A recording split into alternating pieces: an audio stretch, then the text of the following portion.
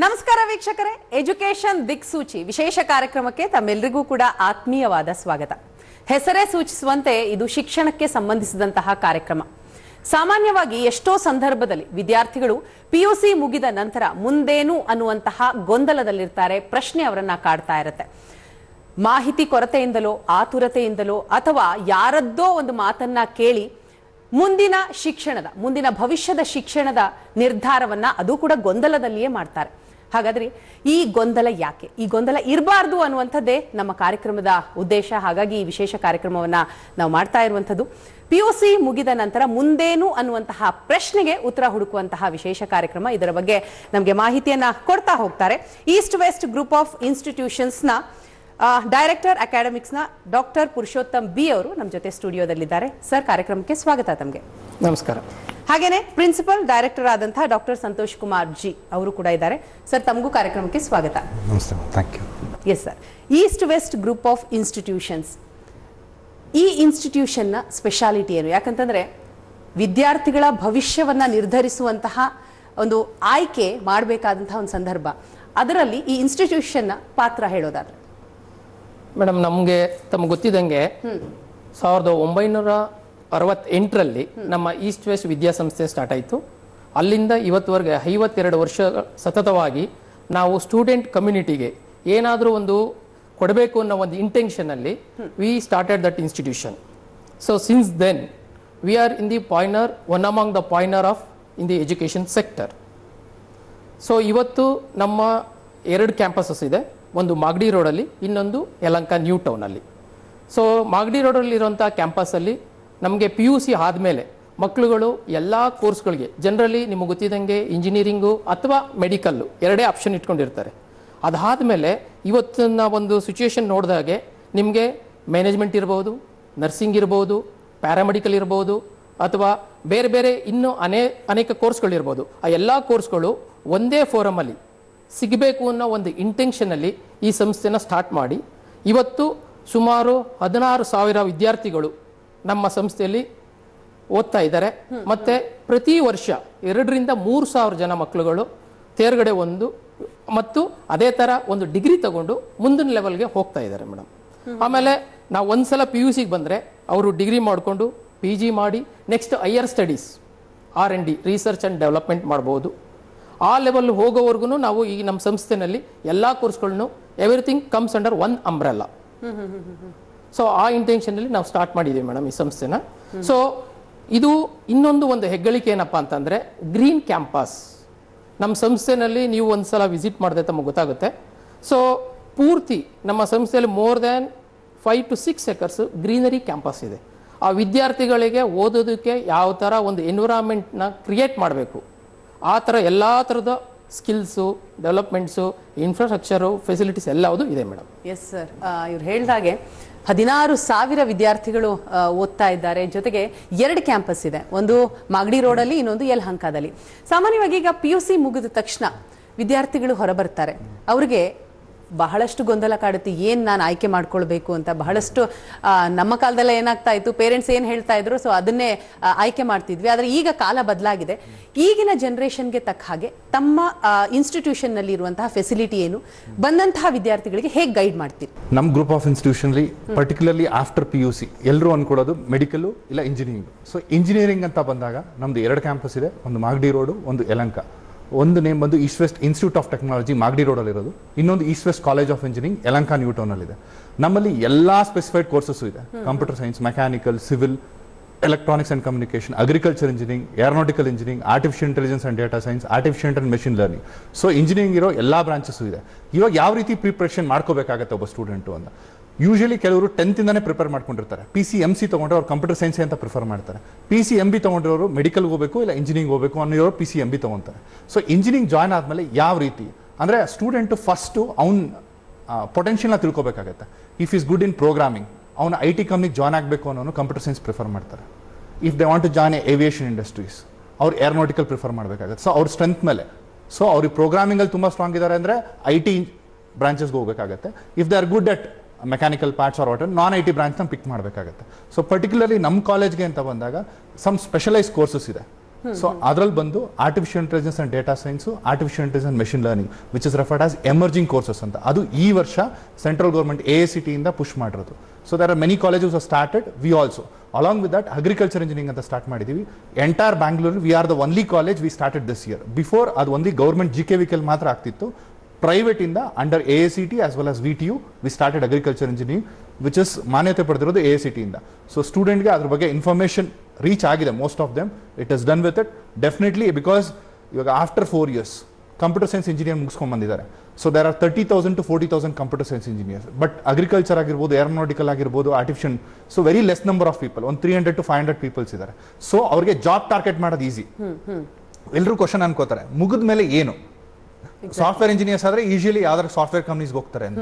But other branches ಅವ್ರಿಗೆ ಯಾವ ರೀತಿ ಇರುತ್ತೆ ಅಂತ ಬಂದಾಗ ಅಗ್ರಿಕಲ್ಚರ್ ಇಂಜಿನಿಯರಿಂಗ್ ಅನ್ಕೊಳ್ಳಿ, all food processing industries, all irrigation department, soil testing, dairies, ಆಮೇಲೆ ಬ್ಯಾಂಕಿಂಗ್ ಸೆಕ್ಟರ್ ಆಪರ್ಚುನಿಟಿ, ಏರೋನಾಟಿಕಲ್ಗೆ ಆರ್ಮಿ, ನೇವಿ, ಏರ್ಫೋರ್ಸ್ ಅಲ್ಲಿ ಪುಷ್ ಇದೆ. ಆಮೇಲೆ ಎಷ್ಟೋ ಜನ ಇವಾಗ ಇಂಜಿನಿಯರ್ ಅಂದ್ರೆ ಕಂಪ್ಯೂಟರ್ ಸೈನ್ಸ್, ಬೇರೆ ಬ್ರಾಂಚ್ ಯಾವುದು ಇಲ್ಲ ಅನ್ಕೊಂಡ. ತುಂಬಾ ಕಡೆ ಮೆಕ್ಯಾನಿಕಲ್ ಸಿವಿಲ್ಗೆ ಡೌನ್ ಆಗಿದೆ. ಬಟ್ ಸ್ಟಿಲ್ ಯಾವುದೇ ಒಂದು ಕೋರ್ ಸಬ್ಜೆಕ್ಟ್ಸ್ ಇಂಜಿನಿಯರಿಂಗ್ ಅಲ್ಲಿ ಕೋರ್ ಅಂತ ಬರೋದೆ mechanical, civil, electronics, computer science. ಬೇರೆ ಇನ್ಯಾವ ಬ್ರಾಂಚ್ ಡಿಸೈನ್ ಮಾಡಿದೋ ಅದೆಲ್ಲ sub branches. So student first always should go in a main road, after which in a master degree they can fine tune to respective branches. ಎಷ್ಟೋ ಜನಕ್ಕೆ electronics ಅಂದ್ರೆ ಇಷ್ಟ ಆಗಲ್ಲ, robotics ಅಂದ್ರೆ ಇಷ್ಟ ಆಗುತ್ತೆ. ಬಟ್ ರೋಬೋಟಿಕ್ಸ್ ಅನ್ನೋದು ಒಂದು ಪಾರ್ಟ್ ಇನ್ ಎಲೆಕ್ಟ್ರಾನಿಕ್ಸ್. ಇವಾಗ artificial intelligence part of computer science. ಎಷ್ಟೋ ಜನ ಫೋನ್ ಮಾಡಿ, ಸರ್ ನಮಗೆ ಕಂಪ್ಯೂಟರ್ ಸೈನ್ಸ್ ಬೇಡ, ಆರ್ಟಿಫಿಷಿಯಲ್ ಇಂಟೆಲಿಜೆನ್ಸ್ ಬೇಕು ಅಂತ. ಸೊ ಅವಾಗ ಏನಾಗುತ್ತೆ, ಆಲ್ವೇಸ್ ದೇ ರೀಡೈರೆಕ್ಟ್ ಇಟ್. ಆಮೇಲೆ ಅಕಸ್ಮಾತ್ ಏನಾದ್ರು ರಿಸರ್ಚ್ ಆಗುತ್ತೆ, ಇವಾಗೆಲ್ಲ ಒಂದು ಟೊಮೊಟೊ ಬೆಳೆದಿದ್ದಾರೆ, ಎಲ್ಲರೂ ಟೊಮೊಟೊನೇ ಪರ್ಚೇಸ್ ಮಾಡಬೇಕು ಅಂತಾರಲ್ಲ. So always it has to be sub divided.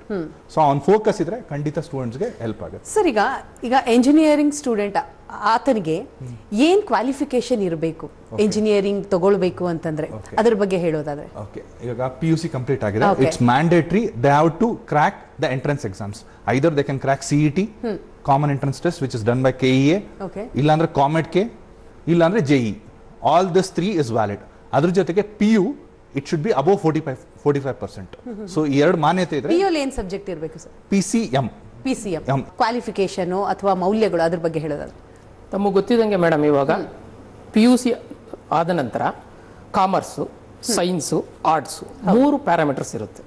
So ಆ 3ರಲ್ಲಿ ಮಕ್ಕಳುಗಳು ಏನು ಮಾಡ್ತಾರೆ, ಸೈನ್ಸ್ ಓದೋರು ಕಾಮರ್ಸ್ ಓದಬಾರ್ದು, ಕಾಮರ್ಸ್ ಓದೋರು ಸೈನ್ಸ್ ಓದಬಾರ್ದು, ಈ ಥರ ಗೊಂದಲಗಳಿರುತ್ತೆ ಸಾಮಾನ್ಯವಾಗಿ.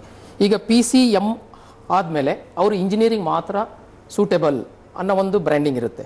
ಬಟ್ ಇವಾಗ ಹೊಸ ನ್ಯೂ ಎಜುಕೇಷನ್ ಪಾಲಿಸಿ ಪ್ರಕಾರ they have given optional subjects. So ಅದಕ್ಕೆ ನಾವೇನು ಮಾಡಿದ್ದೀವಿ ನಮ್ಮ ಸಂಸ್ಥೆಯಲ್ಲಿ, ಮೊದಲು ಒಂದು ಕೆರಿಯರ್ ಕೌನ್ಸಿಲಿಂಗ್ ಗೈಡೆನ್ಸ್ ಸೆಂಟರ್ ಅಂತ ಮಾಡಿದ್ದೀವಿ. ಈಗ ಮಗು ಬಂದ ತಕ್ಷಣ ನೀವು ಯಾವ್ಯಾವ ಸಬ್ಜೆಕ್ಟ್ಗೆ ನೀನು ಓದ್ಬೋದು, ಈಗ ನಾನು ಬರೀ ಇಂಜಿನಿಯರಿಂಗ್ ಮಾತ್ರ ಮಾಡಿದ್ರೆ ನನ್ನ ಫ್ಯೂಚರ್ ಇರುತ್ತಾ, ಅಥವಾ ಇಂಜಿನಿಯರಿಂಗ್ ಬಿಟ್ಟು ಬೇರೆ ಏನು ಅವಕಾಶಗಳಿದೆ ಅನ್ನೋದ್ರ ಬಗ್ಗೆ ಇವಾಗ ನಾವು ಒಂದು ಕೆರಿಯರ್ ಕೌನ್ಸಿಲಿಂಗ್ ಗೈಡೆನ್ಸ್ ಸೆಂಟರ್ ಅಂತ ಮಾಡಿದ್ದೀವಿ. ನಮ್ಮ ಇಂಡಿಯಾದಲ್ಲದೆ ಫಾರಿನ್ ಕಂಟ್ರೀಸ್ನಲ್ಲಿ ತುಂಬ ಹೈ ಪೇಯ್ಡ್ ಸ್ಯಾಲ್ರಿ ಕೊಟ್ಟು ಕರ್ಕೊಳ್ಳೋ ರೆಡಿ ಇದ್ದಾರೆ. ನಮ್ಮ ಒಂದು ಯಾವುದು ನಮ್ಮ ಸೆಂಟರ್ ಇರುತ್ತಲ್ಲ, ಯಾವುದು ಪ್ಲೇಸ್ಮೆಂಟ್ ಸೆಂಟರ್ಗೆ highest demand it is only for the nursing and pharmacy. ಅದು ಬಿಟ್ಟು ಇನ್ನ ಕೆಲವರು ಯಾವುದು 10th ಆದಮೇಲೆ ಮತ್ತೆ 12th ಆದಮೇಲೆ 2 ಕ್ಯಾಟಗರಿ. 10th ಆದ ತಕ್ಷಣ ಒಂದು ಪ್ಯಾರಾಮೆಡಿಕಲ್ ಕೋರ್ಸಸ್ ಇದೆ, diploma in medical lab technician, diploma in GNM ಅಂತ ಒಂದು ಕೋರ್ಸ್ ಮಾಡ್ತೀವಿ. ಸೊ BSc ನರ್ಸಿಂಗ್ ಮಾಡಿದ್ದೀವಿ, MSc ನರ್ಸಿಂಗ್ ಇದೆ. ಈ ಎಲ್ಲ ಕೋರ್ಸ್ಗಳನ್ನು ಅವ್ರಿಗೆ ಆಪರ್ಚುನಿಟೀಸು ತುಂಬ ಇದೆ. ಸೊ ಅದನ್ನೆಲ್ಲ ನಾವು ಒಂದು ಕೆರಿಯರ್ ಕೌನ್ಸಿಲಿಂಗ್ ಗೈಡೆನ್ಸ್ ಸೆಂಟ್ರಲ್ಲಿ ಅವ್ರಿಗೆ ಗೈಡ್ ಮಾಡಿ, ಆಮೇಲೆ ಕನ್ಫ್ಯೂಷನ್ ಆಗ್ದಂಗೆ ಅವ್ರಿಗೆ ಒಂದು ಪ್ಯಾರಾಮೀಟ್ರಲ್ಲಿ ನಾವು we are going to do the admissions there. Yes ಮತ್ತೆ ಮಾತನಾಡ್ತೀನಿ. ಕೇವಲ ಸಬ್ಜೆಕ್ಟ್ನ ಆಯ್ಕೆ ಮಾಡ್ಕೊಳ್ಳೋದಲ್ಲ, ವಿದ್ಯಾರ್ಥಿಗಳ ಮೌಲ್ಯಾಂಕ ಕೂಡ ಎಷ್ಟು ಇಂಪಾರ್ಟೆಂಟ್ ಆಗುತ್ತೆ ಅನ್ನೋದು ನಾನು ಮುಂದಿನ ಹಂತದಲ್ಲಿ ತಿಳ್ಕೊಳ್ತೀನಿ. ಈಗ ಒಂದು ಚಿಕ್ಕ ಬ್ರೇಕ್ನ ನಂತರ ಎಜುಕೇಶನ್ ದಿಕ್ಸೂಚಿ ವಿಶೇಷ ಕಾರ್ಯಕ್ರಮ ಮತ್ತೆ ಮುಂದುವರಿಯುತ್ತೆ.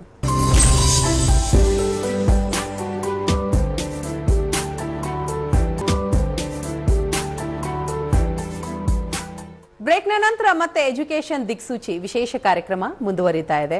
ನಾವು PUC ಆದ ನಂತರ ವಿದ್ಯಾರ್ಥಿಗಳ ಭವಿಷ್ಯ ಏನು, ಮುಂದೇನನ್ನ ಆಯ್ಕೆ ಮಾಡ್ಕೊಳ್ಬೇಕು ಅನ್ನೋದರ ವಿಚಾರವಾಗಿ ಮಾತನಾಡ್ತಾ ಇದ್ವಿ. ಸಂತೋಷ್ ಕುಮಾರ್ ಅವರೇ, ತಾವು ಸಾಕಷ್ಟು ವಿಚಾರವನ್ನ ಹೇಳ್ತಾ ಇದ್ರಿ. ಎಂಜಿನಿಯರಿಂಗ್ ಸ್ಟೂಡೆಂಟ್ ಅವರ ಕ್ವಾಲಿಫಿಕೇಶನ್ ಏನಾಗಿರಬೇಕು, ಯಾವ ರೀತಿ ಆಯ್ಕೆ ಮಾಡ್ಕೊಳ್ಬೇಕು ಅನ್ನೋಂಥದ್ದನ್ನ ಈಗಿನ ಜನರೇಷನ್ ನಾವು ನೋಡ್ತಾ ಇದ್ದೀವಿ. ಅವರ ಕ್ವಾಲಿಟಿಗಿಂತಲೂ ಅವರ ಎಕ್ಸ್ಪೆಕ್ಟೇಷನ್ಸ್ ಜಾಸ್ತಿ ಇರುತ್ತೆ. ಪ್ಲೇಸ್ಮೆಂಟ್ ಬಗ್ಗೆನೇ ಜಾಸ್ತಿ ವಿಚಾರಿಸ್ತಾ ಇರ್ತಾರೆ. ಸೊ ಅದ್ರ ಬಗ್ಗೆ ಹೇಳೋದಾದ್ರೆ, ಒಬ್ಬ ವಿದ್ಯಾರ್ಥಿ ತನ್ನ ಕೆರಿಯರನ್ನು ಹೇಗೆ ಆಯ್ಕೆ ಮಾಡ್ಕೊಳ್ಬೇಕು? ಒಂದು ಇನ್ಸ್ಟಿಟ್ಯೂಷನ್ ಬಗ್ಗೆ ಬರಬೇಕು ಅಂತಂದರೆ ಪ್ಲೇಸ್ಮೆಂಟಾ ಅಥವಾ ಅಲ್ಲಿ ಇನ್ಸ್ಟಿಟ್ಯೂಷನಲ್ಲಿ ಸಿಗುವಂತಹ ಫೆಸಿಲಿಟೀಸಾ, ಬ್ರ್ಯಾಂಚಾ, ಏನು ನೋಡ್ಕೊಂಡು ಬರಬೇಕು ಅಂತೀರಿ? ಖಂಡಿತ ತುಂಬ ಇಂಪಾರ್ಟೆಂಟ್ ಕ್ವಶನ್ ಆಗುತ್ತೆ. ಸೊ ತುಂಬ ಜನ ಸ್ಟೂಡೆಂಟ್ಸ್ ಬಂದು ಒಂದು ಕಾಲೇಜ್ ನೋಡಿದ ತಕ್ಷಣ ಸರ್ ನಿಮ್ಮಲ್ಲಿ ಪ್ಲೇಸ್ಮೆಂಟ್ ಯಾವ ರೀತಿ ಇದೆ ಅನ್ನೋದು ಫಸ್ಟ್ ಕ್ವಶನ್ ರೈಸ್ ಆಗುತ್ತೆ. ಹೌದು, ಒಂದು ಸ್ಟೂಡೆಂಟ್ಗೆ ತುಂಬ ಅತ್ಯಮೂಲ್ಯವಾದದ್ದು ಪ್ಲೇಸ್ಮೆಂಟ್ಸು. ಬಟ್ ಅದಕ್ಕಿಂತ ಮೋಸ್ಟ್ ಇಂಪಾರ್ಟೆಂಟು ಫಸ್ಟ್ ಈ ಹ್ಯಾಸ್ ಟು ಟ್ರಾವೆಲ್ ಅಲ್ವಾ, ಆ ಜರ್ನಿ ಇರಲೇಬೇಕಾಗತ್ತೆ. ಸೊ ಇವಾಗ ಸಿಂಪಲ್ ಆಗಿ ಹೇಳಬೇಕು ಅಂದರೆ ಒಂದು ಡ್ರೈವಿಂಗ್ ಸ್ಕೂಲ್ ಸೇರ್ಕೋತೀರಾ, 1 ಮಂತ್ ಡ್ರೈವಿಂಗ್ ಸ್ಕೂಲಲ್ಲಿ ನೀವು ಅಟೆಂಡ್ ಮಾಡ್ತೀರಾ, they will give driving lessons. Okay, ನೀವು ಡ್ರೈವರ್ ಆಗೋದು ಯಾವಾಗ? ನೀವು ಬಂದು ವೆಹಿಕಲ್ನ ಸ್ಟಾರ್ಟ್ ಮಾಡಿ ನೀವು ಸ್ವಂತವಾಗಿ ಕಲ್ತಾಗ ಮಾತ್ರ ಡ್ರೈವಿಂಗ್ ಆಗುತ್ತೆ. So this is the difference between engineering degree and engineer. Okay, ತುಂಬಾ ಜನ ಹೇಳ್ತಾರೆ ಎಷ್ಟೊಂದು ಜನ ಇಂಜಿನಿಯರ್ ಆಗಿದ್ದಾರೆ ಜಾಬ್ಸ್ ಇಲ್ಲ ಅಂತ. ಯಾರು ಇಂಜಿನಿಯರ್ ಆಗಿದಾರೋ ಅವ್ರಿಗೆ ಜಾಬ್ ಸಿಗ್ತಾ ಇದೆ. ಜಸ್ಟ್ ಇಂಜಿನಿಯರಿಂಗ್ ಡಿಗ್ರಿ ತಗೊಂಡಿದಾರಲ್ಲ ಅವ್ರಿಗೆ ಜಾಬ್ ಸಿಗ್ತಲ್ಲ. ಜಸ್ಟ್ ಲೈಕ್ ನನ್ನ ಹತ್ರ ಡ್ರೈವಿಂಗ್ ಲೈಸೆನ್ಸ್ ಇದೆ, ಡ್ರೈವಿಂಗ್ ಬರಲ್ಲ, ಬಟ್ ನಾನು ಯಾವ ರೀತಿ ನಿಮ್ಗೆ ಜಾಬ್ ಕೊಡಬೇಕಾಗತ್ತೆ. So this is one part. So ಈ 4 years ಡಿಗ್ರಿನ ಯಾವ ರೀತಿ ಪ್ಲಾನ್ ಮಾಡಬೇಕಾಗತ್ತೆ, ಇರ್ರೆಸ್ಪೆಕ್ಟಿವ್ ಆಫ್ ಬ್ರಾಂಚ್, ನೀವು ಯಾವ ಬ್ರಾಂಚ್ ತಗೊಂಡಿದ್ದೀರೋ ಅದನ್ನ ಹೋಲ್ ಹಾರ್ಟೆಡ್ ಅಕ್ಸೆಪ್ಟ್ ಮಾಡ್ಕೊಳ್ಳಿ. College will not give anything to you. College only give the academics part. You will be asset to a college as a good student, as a good academician, as a good R&D trainer or a good patent from a student. So student ಗೆ expectation ಇರೋದು ಸರ್ವೇ ಸಾಮಾನ್ಯ from A college. ಒಳ್ಳೆ campus ಇರಬೇಕು, ಒಳ್ಳೆ facility ಇರಬೇಕಾಗುತ್ತೆ, placement ಇರಬೇಕಾಗುತ್ತೆ, infrastructure ಇರಬೇಕಾಗುತ್ತೆ, good teaching ಇರಬೇಕಾಗುತ್ತೆ ಅಂತ ನಾನು ಹೇಳೋದು. You have to extract from a teachers. So ನಾನು ಸಿಂಪಲ್ ಆಗಿ ಹೇಳ್ತೀನಿ, ಇಲ್ಲಿ ರೆಗ್ಯುಲರ್ ಕಾಲೇಜಸ್ಗೂ IITಗೂ ಏನು ಡಿಫ್ರೆನ್ಸ್ ಆಗುತ್ತೆ ಅಂದರೆ, ಇಲ್ಲೊಬ್ರು ಟೀಚರ್ ಬಂದು ಪಾಠ ಮಾಡಿಬಿಟ್ಟು ಹೋದ್ರೆ ಸ್ಟೂಡೆಂಟ್ ಒಂದು ಕ್ವಶನ್ ರೈಸ್ ಮಾಡೋಕ್ಕೆ ಥಿಂಕ್ 1000 times. ಬಟ್ ನೀವು ಅದೇ IITಗೆ ಹೋಗಿ ಒಂದು ಕ್ಲಾಸ್ ಮುಗಿದ ತಕ್ಷಣ ಸ್ಟೂಡೆಂಟ್ಸ್ ಅಲ್ಲಿ 1000 ಕ್ವಶನ್ ರೈಸ್ ಆಗುತ್ತೆ. ಟೀಚರ್ಸ್ ಏನು ವರ್ಕ್ ಇರುತ್ತೆ, ಏನು ಅಕಾಡೆಮಿಕ್ಸ್ ಇರುತ್ತೋ ಅದನ್ನ ನೀಟಾಗಿ ಪಾಠ ಮಾಡಿ they are going to make sure that ಈ ಪರ್ಟಿಕ್ಯುಲರ್ ಮಾರ್ಕ್ಸ್ ಬರಬೇಕು ಅಂತ ನೋಡ್ತಾರೆ. ನಾನು ಸ್ಟೂಡೆಂಟ್ ಇಂಪ್ರೂವ್ ಮಾಡ್ಕೋಬೇಕು ಅಂದರೆ you have to extract from a teachers. ನೀವು ಅವ್ರನ್ನ ರೆಸ್ಪೆಕ್ಟಿವ್ ಡೌಟ್ಸ್ ಕೇಳೋದು, ಇದು ಯಾವ ರೀತಿ ಸರ್, ಇದು ಯಾಕೆ, ಸೊ ವೈ, ವೆನ್, ವಾಟ್, ಯಾಕೆ ಇದನ್ನ ಓದ್ತಾ ಇದೀವಿ, ಎಲ್ಲಿ ಉಪಯೋಗಕ್ಕೆ ಬರುತ್ತೆ, ಯಾವ ಟೈಮಲ್ಲಿ ಅಪ್ಲಿಕೈ ಮಾಡ್ಬೋದು, ಇದನ್ನ ಅಷ್ಟು ಕ್ವಶನ್ ರೈಸ್ ಮಾಡಬೇಕಾಗುತ್ತೆ. ನಿಮ್ಮ ಎಫರ್ಟ್ ನೀವು ಹಾಕಿ. For your good you can give 100 reasons. For your failure you are the reason. You can't blame on a college, you can't blame on a parents. It's just like ಆ ಕ್ಷಣಕ್ಕೆ ಒಂದು ಉತ್ತರ ಕೊಟ್ಟಂಗೆ ಆಗುತ್ತೆ ಅಷ್ಟೇ. ಪೇರೆಂಟ್ಸ್ಗೆ ದೇ ನೀಡ್ ಎ ಗೈಡೆನ್ಸ್. ಏಕೆಂದರೆ ಮಕ್ಕಳುಗಳಿಗೆ ಅವ್ರ ಫ್ಯೂಚರ್ ಡೆವಲಪ್ಮೆಂಟ್ ಮಾಡೋದಕ್ಕೆ ಒಳ್ಳೆ ಇನ್ಸ್ಟಿಟ್ಯೂಷನ್ ಬೇಕು. ನಾವು ಇನ್ಸ್ಟಿಟ್ಯೂಷನ್ ಅನ್ನೋದು ಬರೀ ಪ್ಲಾಟ್ಫಾರ್ಮ್ ಮಾತ್ರ ಆಗಿರುತ್ತೆ. ಅದೇ ಥರ ಪೇರೆಂಟ್ಸ್ಗಳು ಅವನು ನಿಜವಾಗ್ಲೂ ಕ್ಲಾಸ್ಗೆ ಹೋಗ್ತಾ ಇದ್ದಾನ, ಮತ್ತೆ ಅವನ ಎಫರ್ಟ್ಸ್ ಏನು, ಅವನು ನಿಜವಾಗ್ಲೂ ಅವ್ನಿಗೆ ಇಷ್ಟಪಟ್ಟಿರೋ ಬ್ರಾಂಚನ್ನ ಅವನು ಎಕ್ಸೆಲ್ ಆಗ್ತಾ ಇದ್ದಾನ ಅನ್ನೋದ್ರ ಬಗ್ಗೆನೂ Sudha parents are also equally responsible. ಬರೀ ಸೇರಿಸಿದ ತಕ್ಷಣ ನನ್ನ ಜವಾಬ್ದಾರಿ ಮುಗೀತು ಅಂತ ಅನ್ಕೋಬಾರ್ದು. ಏನಕ್ಕೆ ಅಂದರೆ ಇವತ್ತಿನ ಒಂದು ಜನ್ರೇಷನ್ ಗ್ಯಾಪಲ್ಲಿ what we have observed in our so far in the journey in the education ಅಂತಂದರೆ they don't have a patience. ತಾಳ್ಮೆ ಇರಬೇಕು, ಬದ್ಧತೆ ಇರಬೇಕು ವಿದ್ಯಾರ್ಥಿಗಳಲ್ಲಿ. ಜೊತೆಗೆ ಪೇರೆಂಟ್ಸು ಕೂಡ ಅಷ್ಟೇ ಜವಾಬ್ದಾರಿಯನ್ನ ವಹಿಸಬೇಕು, ಎಷ್ಟು ಟೀಚರ್ಸ್ ತೆಗೆದುಕೊಳ್ತಾರೋ ಅಂತ. ಸರ್, ತಾವು ಆರಂಭದಲ್ಲೇ ಹೇಳಿದ್ರಿ NEP ಬಗ್ಗೆ ಹೇಳೋದಾದ್ರೆ ಅದಂದ್ರೆ ಏನು, ವಿದ್ಯಾರ್ಥಿಗಳು ಹೇಗೆ ಆಯ್ಕೆ ಮಾಡ್ಕೊಳ್ಬೇಕು, ವಿವರಿಸೋದಾದ್ರೆ? ಈ ನ್ಯಾಷನಲ್ ಎಜುಕೇಷನ್ ಪಾಲಿಸಿ ಅನ್ನೋದು ಇದು ನಮ್ಮ ಈ ಜನರೇಷನ್ಗೆ, ಈಗ we are starting in 2021, first of it's kind ಇನ್ ನಮ್ಮ ಸ್ಟೇಟ್ ಅಲ್ಲಿ ಇಂಪ್ಲಿಮೆಂಟ್ ಮಾಡಿದ್ದಾರೆ ಮೇಡಮ್. ಇದು ಮೊದಲು ಏನಾಗ್ತಿತ್ತು, ಫಾರಿನ್ ಕಂಟ್ರೀಸ್ ಅಲ್ಲಿ ಈ ಒಂದು NEP ಅನ್ನೋ ಒಂದು ಯೂನಿಟ್ ಇತ್ತು. ಅದರಲ್ಲಿ ಏನಾಗುತ್ತೆ, ಈಗ ನಾನು ಸೈನ್ಸ್ ಓದಿದ್ದೀನಿ, ಸೈನ್ಸ್ ಮಕ್ಕಳು ಬರೀ ಓನ್ಲಿ ದೇ ಟೆಕ್ನಿಕಲ್ ಎಜುಕೇಷನೋ ಅಥವಾ ಅದಕ್ಕೆ ರಿಲೆವೆಂಟ್ ಆಗಿರೋ ಕೋರ್ಸಸ್ ಮಾತ್ರ ಆಯ್ಕೆ ಮಾಡ್ಕೊಳ್ಳೋದಕ್ಕೆ ಆಪ್ಷನ್ ಇತ್ತು. ಅದರಲ್ಲಿ ಯಾವ್ದಾದ್ರು 2 ಅಥವಾ 3 ಸಬ್ಜೆಕ್ಟ್ಸ್ ಕಷ್ಟ ಆಗಿದ್ರೆ ಅದನ್ನ ಅದೇ ಸಬ್ಜೆಕ್ಟ್ನೇ ಓದಿ ಅವ್ನ ಕೋರ್ಸ್ ಕಂಪ್ಲೀಟ್ ಆಗಬೇಕಾಗಿತ್ತು. ಬಟ್ ಆದ್ರೆ ಇವಾಗ ಆ ಥರ ಇಲ್ಲ. ಅವ್ನಿಗೆ ಯಾವ್ದಾದ್ರು ಎಲೆಕ್ಟಿವ್ಸ್ ಅಂತ ಕೊಡ್ತಾರೆ. ಆ ಎಲೆಕ್ಟಿವ್ಸ್ನ he's free to choose it. That is one option in the national education policy. ಅದೇ ಥರ ಈಗ ಕಾಮರ್ಸ್ ಸ್ಟೂಡೆಂಟ್ ಬಂದ್ಬಿಟ್ಟು ಅವನು ಟೆಕ್ನಿಕಲ್ ಎಜುಕೇಷನಲ್ಲಿ ಯಾವ್ದಾದ್ರು ಒಂದು ಸಬ್ಜೆಕ್ಟ್ ತಗೋಬಹುದು, ಅದು ಇನ್ನೊಂದು ಆಪ್ಷನ್. ಸೊ ಈ ಥರ they have got a wide spectrum. ಆಮೇಲೆ ಫಸ್ಟ್ ಇಯರ್ ಅಲ್ಲಿ if he completes the first year of his degree, for example he joined in 4 year degree journey ಅಂತಂದಾಗ ಫಸ್ಟ್ ಇಯರ್ ಕಂಪ್ಲೀಟ್ ಆಗ್ಬಿಟ್ಟು immediately he can discontinue if he's having a talent. If he's complete the 1 year degree we have to give him a diploma and he can go for the next ಒಂದು certification course. ಅದೇ ಥರ 2 years ಮಾಡಿದ್ರೆ ಒಂದು diploma ಅಂತ ಕೊಡೋದು, 3 years ಮಾಡಿದ್ರೆ only degree certificate ಕೊಡ್ತೀವಿ. ಅದಾದ್ಮೇಲೆ 4 years ಕಂಪ್ಲೀಟ್ ಮಾಡಿದ್ರೆ degree with research excellence, research experience, that certificate also we are going to give. ಆದರೆ ಈಗ student is free to take a decision. ಇದರಲ್ಲಿ ನಾವು ಒಂದು ವೇನಲ್ಲಿ ಏನು ಮೆರಿಟ್ಸ್ ಇದೆ ಅದೇ ಥರ ಮೆರಿಟ್ಸು ಸುಧಾ ಇದೆ. ಯಾಕೆಂದರೆ ಮೊದಲು ನಾವು ಆ ಟ್ರೈನರ್ಸ್ ಯಾರು ನಾವು ಟೀಚರ್ಸ್ ಇರ್ತಾರಲ್ಲ ಅವ್ರನ್ನ ನಾವು ಟ್ರೈನ್ ಅಪ್ ಮಾಡಬೇಕು. ಟ್ರೈನ್ ಅಪ್ ಮಾಡಿ ನಂತರ ವಿ ವಾಂಟೆಡ್ ಟು ಇಂಪ್ಲಿಮೆಂಟ್. ಆಮೇಲೆ ಇದು still it is in the trial basis, it will take its own time. ನಮ್ಮಲ್ಲಿ ಯಾವ ಥರ ಅದು ಎಫೆಕ್ಟ್ ಆಗುತ್ತೆ ಅನ್ನೋದನ್ನ ನಾವು after 4 years, after 5 years in the down the line we wanted to observe it. Yes sir, ಮತ್ತೆ ನಿಮ್ಮ ಜೊತೆ ಚರ್ಚೆಯನ್ನು ಮುಂದುವರಿಸ್ತೀನಿ. ಈಗ ಒಂದು ಚಿಕ್ಕ ಬ್ರೇಕ್ ಇರುತ್ತೆ. ಬ್ರೇಕ್ನ ನಂತರ ಈ ವಿಶೇಷ ಕಾರ್ಯಕ್ರಮ ಮತ್ತೆ ಮುಂದುವರಿಯುತ್ತೆ.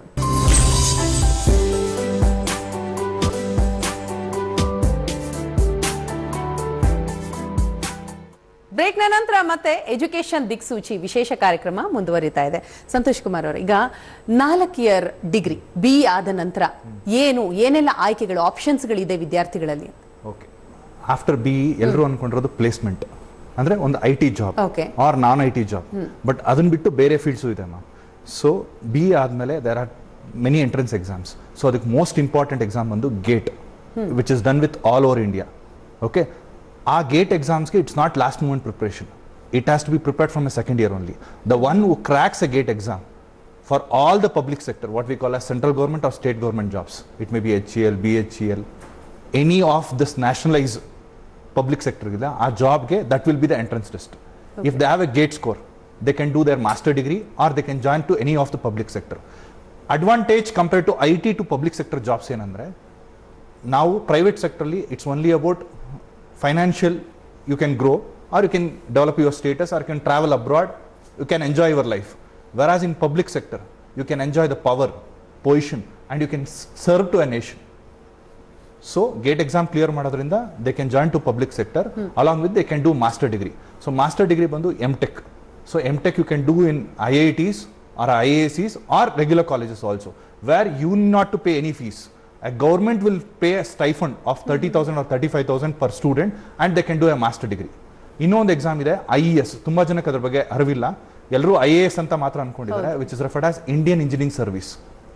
ಆ ಎಕ್ಸಾಮ್ ಕೂಡ ಈ 4 years ಅಲ್ಲಿ ಏನು ಓದಿರ್ತಾರಲ್ಲ, same syllabus, same question paper, but along with general affairs ಇರುತ್ತೆ. ಸೊ ಅದನ್ನ ಕ್ರ್ಯಾಕ್ ಮಾಡ್ಕೊಂಡ್ರು ಅಷ್ಟೇ ಏನು UPSC ಗ್ರೇಡ್ ಇರುತ್ತಲ್ಲ, ಸೇಮ್ ಸೆಕ್ಟ್ರು ಅಲಾಟ್ ಆಗುತ್ತೆ. ಸೊ ಅದರಿಂದ ಆಡೆಡ್ ಅಡ್ವಾಂಟೇಜ್ ಆಗುತ್ತೆ. ಸೊ ದಯವಿಟ್ಟು ಇಂಜಿನಿಯರಿಂಗ್ ಮುಗಿದ ತಕ್ಷಣ ನಂಗೆ ಜಾಬ್ ಇಲ್ಲ ಅನ್ನೋದು ಮಾತ್ರ ಕ್ವಶನ್ ಮಾರ್ಕ್ ಹಾಕೋಬೇಡಿ. Try to develop your potential. So ತುಂಬಾ ಜನ ಏನಂದ್ರೆ ಪ್ಲೇಸ್ಮೆಂಟ್ಸ್ ಅಂದ ತಕ್ಷಣ ಓನ್ಲಿ ಟೆಕ್ನಿಕಲ್ ಆಸ್ಪೆಕ್ಟ್ ಅನ್ಕೊಂಡಿದ್ದಾರೆ. ನೀವು ಯಾವುದೇ ಒಂದು ಸಾಫ್ಟ್ವೇರ್ ಕಂಪ್ನಿ ವಿಸಿಟ್ ಮಾಡಿದ್ರು ಫಸ್ಟ್ ರೌಂಡ್ ಆಫ್ ಇಂಟರ್ವ್ಯೂ ಯಾವುದೇ ಒಂದು ಟೆಕ್ನಿಕಲ್ ಕ್ವಶನ್ ಇರಲ್ಲ, which is referred as aptitude test. ಆ aptitude test is based on 8th standard, 9th standard, 10th standard mathematics. It's basic questions. They are checking the maturity or the intelligent level of yours. If you have that aspect, ಅಂದ್ರೆ ಒಂದು problem ಕೊಟ್ಟಾಗ ಆ ಪ್ರಾಬ್ಲಮ್ನ ಎಷ್ಟು simple ಆಗಿ ನೀವು ನೋಡಕ್ಕೆ ಇಷ್ಟಪಡ್ತೀರಾ ಅನ್ನೋದ್ರ ಮೇಲೆ ಸ್ಟೂಡೆಂಟ್ ಡೆವಲಪ್ ಆಗುತ್ತೆ. So along with technically they have to develop a logical aspect, game puzzling, ಅದನ್ನೆಲ್ಲ ಸಾಲ್ವ್ ಮಾಡೋದನ್ನ ಕಲ್ತ್ಕೋಬೇಕಾಗತ್ತೆ. ಸೊ ಅದೊಂದು ಆಡ್ ಅಂಡ್ ಅಡ್ವಾಂಟೇಜ್ ಆಗುತ್ತೆ. Please be focus. ಡೆಫಿನೆಟ್ಲಿ ನಿಮ್ಮ ಸಕ್ಸಸ್ ನಿಮ್ಮ ಕೈಲೇ ಇರುತ್ತೆ. ಸೊ ನಿಮ್ಮ ಡಿಗ್ರಿ ಜೊತೆ ನಿಮ್ಮ ಸ್ಕಿಲ್ನ ಡೆವಲಪ್ ಮಾಡೋಕ್ಕೆ ಟ್ರೈ ಮಾಡಿ. ಅದೇ ರೀತಿ ನಮ್ಮ ಕಾಲೇಜ್ ಕಡೆಯಿಂದ ಪ್ರತಿ ಫೈನಲ್ ಇಯರ್ ಹೋಗೋದಕ್ಕಿಂತ ಮುಂಚೆ ಪ್ರೀ ಪ್ಲೇಸ್ಮೆಂಟ್ ಟ್ರೈನಿಂಗ್ ಅಂತ ಕೊಡ್ತೀವಿ. ಅದು ಕಾಲೇಜ್ ಕಡೆಯಿಂದ ಕೊಟ್ಟು ಆ ಹುಡುಗರಿಗೆ ಪ್ಲೇಸ್ಮೆಂಟ್ಸ್ಗೆ ಹೆಲ್ಪ್ ಮಾಡ್ಕೊಡ್ತೀವಿ. ಓಕೆ, ಅದೊಂದು ಸ್ಟೂಡೆಂಟ್ಸ್ಗೆ ಬೆನಿಫಿಟ್ ಆಗುತ್ತೆ. ಸರ್ ಹೇಳೋದಕ್ಕೆ ನಾನು ಇನ್ನೊಂದು ಪಾಯಿಂಟ್ ಆಡ್ ಅಪ್ ಮಾಡೋದಕ್ಕೆ ಇಷ್ಟಪಡ್ತೀನಿ. ಅದ್ರಲ್ಲಿ ಏನಾಗುತ್ತೆ ಅಂದ್ರೆ ಮೇಡಮ್, ಇವಾಗ ತಾವು ಹೇಳ್ದಂಗೆ ಮಕ್ಕಳುಗಳು ಪ್ಲೇಸ್ಮೆಂಟ್ ಅನ್ನೋದು ಅವ್ರ ರೈಟ್ಸ್. ಅಫ್ಕೋರ್ಸ್ ನಾನು ಒಂದ್ಸಲ ನಾನು ಡಿಗ್ರಿ ತಗೊಂಡೆ ಅಂದಾಗ ನೆಕ್ಸ್ಟ್ ಜಾಬು, ಪೇರೆಂಟ್ಸ್ ಎಕ್ಸ್ಪೆಕ್ಟೇಷನ್ಸ್ ಅದೇ ಇರುತ್ತೆ. ನನಗೆ ಕೆಲಸ ಬೇಕು, ನಂಗೆ ಕೆಲಸ ತಗೋಬೇಕು, ಆಮೇಲೆ ನನ್ನ ಮಗ ಸೆಟ್ಲ್ ಆಗಬೇಕು, ಈ ಥರ ಎಕ್ಸ್ಪೆಕ್ಟೇಷನ್ಸ್ ಇರುತ್ತೆ. ಆದರೆ ಮಕ್ಕಳುಗಳು ಏನು ಮಾಡ್ತಾರೆ, only for the exam point of view, only for the certification sake they used to put their efforts and they will get the degree. But ಈಗ 60% ತಗೊಂಡಿರೋನಿಗೆ ಅದ್ರಲ್ಲಿ 10%, ಅಟ್ಲೀಸ್ಟ್ ಒಂದು 10% ಆದ್ರೂ ಅವನಿಗೆ ನಾಲೆಡ್ಜ್ ಇಲ್ಲ ಅಂತಂದಾಗ there is no value for that certificate. ನಾನು 90% ತಗೊಂಡು 10% knowledge ಇದೆ ಅಂತ ಅಂದಾಗ ಇಂಡಸ್ಟ್ರಿ ಆಗಲಿ ಅಥವಾ ಕಾರ್ಪೊರೇಟ್ ಆಗಲಿ they will not accept him. So my sincere advice to the students are, you can just study for the knowledge, not for the certificate sake. Only for the ಸರ್ಟಿಫಿಕೇಟ್ಗೋಸ್ಕರ ಓದ್ತೀನಿ ಅಂತಂದ್ರೆ ಅವನು ನಾಲೆಡ್ಜ್ ಇಲ್ಲ ಅಂತಂದ್ರೆ no use. We will observe him. This is what we are failing. Sir, ಇದು ಬಹುಶಃ ಕೆಳಮಟ್ಟದಿಂದಲೇ, ಅಂದ್ರೆ ಮಕ್ಕಳು ಚಿಕ್ಕವರಿದ್ದಾಗಿಂದಲೇ ಇದಾಗಬೇಕು, ಹಾಗಾದ್ರೆ ಮಾತ್ರ ಇಂತಹ ಒಂದು ಬದಲಾವಣೆ ಸಾಧ್ಯ ಅಂತ ಅನ್ಸುತ್ತೆ. ಖಂಡಿತ. ಅದರಲ್ಲಿ ತಾವು ಹೇಳಿದಾಗೆ ಈಗ ಏನ್ ನಾವು ಹೇಳ್ತಾ ಇದೀವಲ್ಲ NEP, ಅದಕ್ಕೋಸ್ಕರನೇ ಅವರು 9, 10, 11, 12 ಇದೆಲ್ಲ ಸೇರಿಸಿ ಹೈಸ್ಕೂಲ್ ಅಂತ ಒಂದು ಕ್ಯಾಡರ್ ಮಾಡಿದ್ದಾರೆ. ಅಂದ್ರೆ ಮಕ್ಕಳುಗಳಿಗೆ ಇವಾಗ ನಮ್ಮ ಕಾಲದಲ್ಲಿ, ನಿಮ್ಮ ಜನರೇಷನ್ ಹೇಗಿತ್ತು ಅಂದ್ರೆ PUC is A deciding. PUC ಲೆವೆಲಲ್ಲಿ ಅವ್ರಿಗೆ ಕೆರಿಯರ್ ಡಿಸೈಡ್ ಆಗುತ್ತೆ ಅನ್ನೋ ಒಂದು ಕಾನ್ಸೆಪ್ಟ್ ಇತ್ತು. ಇವಾಗ ಹಾಗಲ್ಲ. 8th, 9th, 10th ಲೆವೆಲಲ್ಲೇ ಮಕ್ಕಳುಗಳಿಗೆ they wanted to decide which field you want to choose. 9th ಸ್ಟ್ಯಾಂಡರ್ಡಲ್ಲಿ ಅವ್ನು ಹೋಗಬೇಕು ಅಂತಂದಾಗ ಅವನಿಗೆ ಸೈನ್ಸ್ ಓರಿಯೆಂಟೆಡಾ, ಆರ್ಕಿಟೆಕ್ಚರಾ, ಅಥವಾ ಅಂದರೆ ಮ್ಯಾನೇಜ್ಮೆಂಟಾ, ಅಥವಾ ಫಾರ್ಮಸಿನಾ, ಮೆಡಿಕಲ್ಲಾ. ಸೊ ಇದನ್ನ from there that level itself we wanted to decide. That is the reason why this NEP is having a one way advantage. So ಅದ್ರ ಜೊತೆಗೆ ನಾವು ಪ್ಯಾರಲಲ್ಲಿ ಟೀಚರ್ಸ್ನ ಟ್ರೈನ್ ಮಾಡದೇ ಇದ್ರೆ ಆ NEP ನಿಜವಾಗ್ಲೂ ಸಕ್ಸಸ್ ಆಗಲ್ಲ ಅಂತ ನನ್ನ ಇದು ಇಂಡಿವಿಜುವಲ್ ಒಪಿನಿಯನ್. ಟೀಚರು ಕೂಡ ಅಷ್ಟೇ ಅವ್ರಿಗೆ ಎಫರ್ಟ್ಸ್ ಹಾಕಿ ಮಕ್ಕಳುಗಳಿಗೆ ಗೈಡ್ ಮಾಡಬೇಕು ಅಂದ್ರೆ teachers role is very important. ಹೌದು. ಕಾಲೇಜು ಸಂಸ್ಥೆ ಅನ್ನೋದು ಒಂದಿಗೆ ನಮ್ಮ ಪ್ಲಾಟ್ಫಾರ್ಮ್ ಕೊಡುತ್ತೆ, ಬಟ್ ಅದರಲ್ಲಿ ನಾವು ಟೀಚ್ ಮಾಡಬೇಕು ಅಂದ್ರೆ, ಯಾಕೆಂದ್ರೆ ವಿದ್ಯಾರ್ಥಿಗಳು ಎಲ್ಲಾ ತರದ ವಿದ್ಯಾರ್ಥಿಗಳು ಇರ್ತಾರೆ. ಹೌದು. ಅದರಲ್ಲಿ ಅವನ ಹೈಡನ್ ಟ್ಯಾಲೆಂಟ್ ನ ಕ್ಯಾಚ್ ಅಪ್ ಮಾಡಬೇಕು ಅಂದ್ರೆ ಟೀಚರು ಸುಧಾ ಆ ಲೆವೆಲ್ಗೆ ರೀಚ್ ಆಗಿ ಅದನ್ನ ಸರ್ಚ್ ಮಾಡಬೇಕಾಗುತ್ತೆ. ಸೊ ಅವಾಗ ಮಾತ್ರ ಅವನಲ್ಲಿರೋ ಒಂದು ಸ್ಪೆಷಲ್ ಕ್ಯಾರೆಕ್ಟರ್ ಅಥವಾ ಯುನಿಕ್ ನೇಚರ್ನ they will identify and they can guide him. Okay sir, finally ಸ್ಟೂಡೆಂಟ್ಸ್ಗೆ ಮೆಸೇಜ್ ಕೊಡೋದಾದ್ರೆ. ಓಕೆ, ಇವಾಗ ಎಸ್ಪೆಷಲಿ ನಾನು ಪರ್ಟಿಕ್ಯುಲರ್ಲಿ PUC ಸ್ಟೂಡೆಂಟ್ಸ್ಗೆ CET ಬರೆದಿದ್ದಾರೆ, ಒಳ್ಳೆ ರ್ಯಾಂಕ್ ಬಂದಿದೆ, ಫಸ್ಟ್ ರೌಂಡ್ ಆಫ್ ಕೌನ್ಸಿಲಿಂಗ್ ನಡೆದಿದೆ, ಒಂದು ಪರ್ಟಿಕ್ಯುಲರ್ ರ್ಯಾಂಕ್ಗೆ ಒಂದು ಕಾಲೇಜ್ ಅಲಾಟ್ ಆಗಿದೆ. Don't be panic, there are more than 61,000 seats ಇದೆ. ಓಕೆ, ಹಾರ್ಡ್ಲಿ ನಮ್ಮ ಸ್ಟೂಡೆಂಟ್ಸ್ ಅಂತ ತಗೊಂಡ್ರು ಕೂಡ ಎಲ್ಲ ಕಡೆ ಕ್ಯಾಟಗರೈಸ್ ಆಗು ಅಷ್ಟೇ ನಂಬರ್ ಆಫ್ ಸ್ಟೂಡೆಂಟ್ಸ್ ಇದ್ದಾರೆ. ಸೊ ಪ್ಯಾನಿಕ್ ಆಗೋದು ಬೇಡ, just have a homework. So ನಿಮ್ಮ ಪರ್ಟಿಕ್ಯುಲರ್ ರ್ಯಾಂಕಿಂಗ್ಗೆ, ಬಿಕಾಸ್ ಫಸ್ಟ್ ರೌಂಡ್ ಇದೆ, ಸೆಕೆಂಡ್ ರೌಂಡ್ ಇದೆ, ಥರ್ಡ್ ರೌಂಡ್ ಇದೆ, ಫೋರ್ತ್ ರೌಂಡ್ ಇದೆ, ತುಂಬ ಜನ ಕಡೆಯಿಂದ ಬೇರೆ ಬೇರೆ ಕಡೆಯಿಂದ ಕಾಲ್ಸ್ ಬರ್ತಾರೆ, ನಮ್ಮ ಕಾಲೇಜ್ ಸೇರ್ಕೊಬಿಡಿ, ಅಲ್ಲಿ ಇದಾಗೋಗಿದೆ. Let them wait for that turn. Ultimately they can take a call. So it doesn't mean that ಒಂದು ಬ್ರಾಂಚ್ ಸಿಕ್ಕಿದ್ರೆ ಮಾತ್ರ ನಿಮ್ಮ ಭವಿಷ್ಯ ಅಂತಲ್ಲ. ಇಂಜಿನಿಯರಿಂಗಲ್ಲಿ ನೀವು ಯಾವ ಬ್ರಾಂಚ್ ತಗೊಂಡ್ರು ಕೂಡ ನೀವು ಫೋಕಸ್ ನಿಮ್ಮ ಪೊಟೆನ್ಷಿಯಲ್ ಹಾಕೋದ್ರ ಮೇಲೆ you can build up your career. Make sure that whichever branch you pick it, whichever the college you pick it, you put your effort, definitely the success will be with you. It's yes, my sir. wholehearted wishes. East West ಸಂಸ್ಥೆ degree ಅಷ್ಟೇ ಕೊಡೋದ್ರ ಜೊತೆಗೆ ನಾವು overall development of the student ಬಗ್ಗೆ concentrate ಮಾಡ್ತಾ ಇದ್ದೀವಿ. ಅದರಲ್ಲಿ ಅವ್ರಿಗೆ ಸ್ಪೋರ್ಟ್ಸಲ್ಲಿ ಇರ್ಬೋದು, ಅಥವಾ ಸಾಫ್ಟ್ ಸ್ಕಿಲ್ಸ್ ಇರ್ಬೋದು, ಕಮ್ಯುನಿಕೇಷನ್ ಸ್ಕಿಲ್ಸ್ ಇರ್ಬೋದು, ರಿಸರ್ಚ್ ಓರಿಯೆಂಟೆಡ್ ಇರ್ಬೋದು, ಇವೆಲ್ಲದನ್ನು ಸುಧಾ overall development of the student ಬಗ್ಗೆ ನಾವು more we are into that. ಅಂದರೆ ಒಬ್ಬ ಸ್ಟೂಡೆಂಟು ಅವನು ಬರೀ ಓದೋದು ಅಷ್ಟೇ ಮುಖ್ಯ ಅಲ್ಲ, ಅವನ ಜೊತೆಗೆ ದೈಹಿಕ ಸಾಮರ್ಥ್ಯ ಏನಾದರೂ ಇತ್ತು ಅಂದರೆ ಅದನ್ನು ಸ್ಪೋರ್ಟ್ಸ್ ಮುಖಾಂತರ ಅವ್ನು ಪ್ರೂವ್ ಮಾಡೋದಕ್ಕೆ ನಮ್ಮಲ್ಲಿ ಫೀಲ್ಡ್ಸ್ ಇರ್ಬೋದು, ಅಥವಾ ಇಂಡೋರ್ ಸ್ಟೇಡಿಯಂ ಇರ್ಬೋದು, ಎಲ್ಲದನ್ನು ಆಕ್ಟಿವಿಟೀಸ್ಗೆ ನಾವು ಖಂಡಿತ ನಮ್ಮ ಸಂಸ್ಥೆಯಿಂದ ಇದನ್ನು ಮಾಡೋದಕ್ಕೋಸ್ಕರ ನಾವು ಕೊಡ್ತಾ ಇದ್ದೀವಿ ಅಂತ ಹೇಳೋದಕ್ಕೆ ನನ್ನ ಹೆಮ್ಮೆಯಿಂದ ಹೇಳ್ತೀನಿ. ಸಾಕಷ್ಟು ಇನ್ಪುಟ್ಸ್ನ ಸ್ಟೂಡೆಂಟ್ಸ್ಗೆ, ಪೇರೆಂಟ್ಸ್ಗೆ ಕೊಟ್ಟಿದ್ದೀರಿ. ಇಬ್ರಿಗೂ ಕೂಡ ಧನ್ಯವಾದಗಳು. Thank you. ವಿದ್ಯಾರ್ಥಿಗಳಲ್ಲಿ ಹೇಳೋದಿಷ್ಟೇ, ಏನೇ ಗೊಂದಲ ಇಲ್ಲ, ಶಿಕ್ಷಣವನ್ನ ಆಯ್ಕೆ ಮಾಡುವಂತಹ ವಿಚಾರದಲ್ಲಿ East West Group of Institution ವೇದಿಕೆ ನಿಮ್ಮ ಮುಂದಿದೆ ಅಂತ ಹೇಳ್ತಾ ಈ ವಿಶೇಷ ಕಾರ್ಯಕ್ರಮವನ್ನು ಮುಗಿಸ್ತಾ ಇದ್ದೀನಿ. ನೇರ, ದಿಟ್ಟ, ನಿರಂತರ ಸುದ್ದಿಗಾಗಿ ನೋಡ್ತಾ ಇರಿ ಏಷ್ಯಾನೆಟ್ ಸುವರ್ಣ ನ್ಯೂಸ್.